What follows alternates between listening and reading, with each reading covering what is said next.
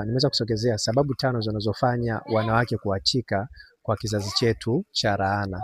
Ni vizuri zaidi kuweza kujua kwamba zipo sababu mbalimbali ambazo zinapelekea wanawake wa kizazi chetu kuweza kuachika, lakini nimeweza kusogezea sababu 5 ambazo ni kubwa sana ambazo zinafanya wanawake wa kizazi chetu cha laana kuweza kuachika katika ndoa zao. Na ukiangalia single mama ni wengi sana kuliko wanawake ambao wapo katika ndoa.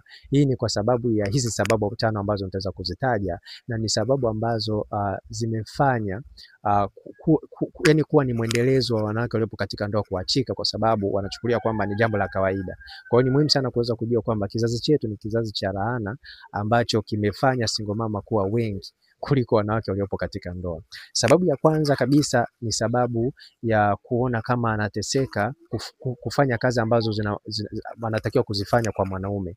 Yaani kuna wanawake ambao wameachika katika ndoa kwa sababu ya kufua, kumfulia mwanaume, kuosha vyombo, kumpikia au kumjali kama yani kumhudumia mwanaume. Hii ni mojawapo ya sababu ambayo imefanya masingo mama wengi kuweza kuachika katika ndoa zao, kwa sababu ya kuchukuliwa kwamba anateseka katika ndoa, ili hali ni kazi ambazo mwanamke anatakiwa kumfanyia mwanaume. Kwa hiyo hii ni mojawapo ya sababu. Na pia sababu ya pili ni sababu ya kuona masingo mama waliopo nje ya ndoa wanapata uhuru kuliko yeye aliyopo katika ndoa.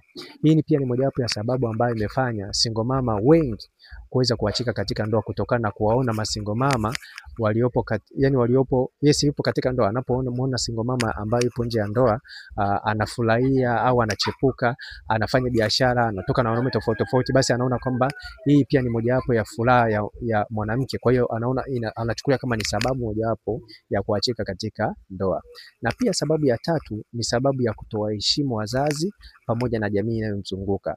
Nikwambie ukweli kwamba asilimia kama 80 ya wanawake au mabinti hawaheshimu wazazi ama jamii inayowazunguka, hali ambayo inafanya inakuwa ni sababu mojawapo ya kuweza kuachika katika ndoa. Kwa sababu mtu ambaye mheshimu mzazi, hata kama atamshawishi kwamba au hata kama atampa ushauri kwamba usiachike katika ndoa kwa sababu ambazo hazieleweki, basi huwa ni ngumu sana kuweza kumsikiliza, kwa sababu amheshimu. Hata kama amheshimu mzazi, basi na jamii pia atakuwa aiheshimu. Kwa hiyo inakuwa ni sababu mojawapo ambayo inaweza kufanya mwanamke kuachika katika ndoa au single mama. Na pia sababu nyingine ni sababu ya tamaa ya pesa za wanaume au mali za wanaume.